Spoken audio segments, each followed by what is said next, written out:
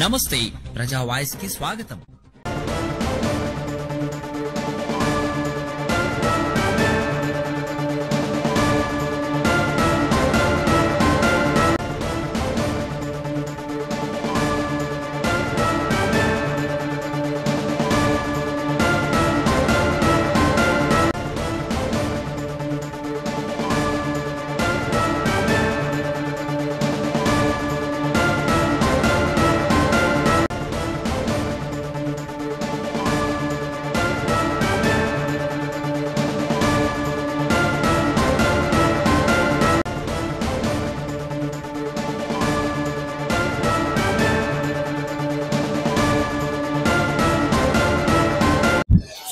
ఏ ఊరు తాత మీది?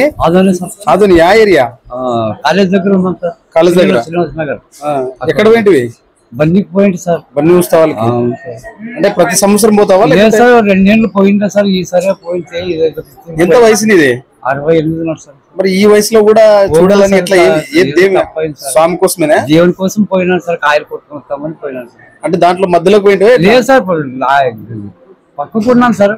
అక్కడ ఏం గలాంటి జరిగింది ఏం లేదు, దేవుడు వచ్చేటప్పుడు వచ్చి చూరుకొని వచ్చి కింద గడిపాడు। అంటే బన్నీ ఉత్సవాల్లో పోవాలనేది ఏమన్నా మీకు మొక్కుబడి ఉందా? అట్లేం లేదా? ఏం మొక్కుబడి ఏం లేదు సార్, ఏమంటే దేవుడు కదా అని పోతాం సార్, అంతవరకు। ఏం పేరు నీ పేరు? నర్సప్ప సార్। యాడ ఈ ఏరియా?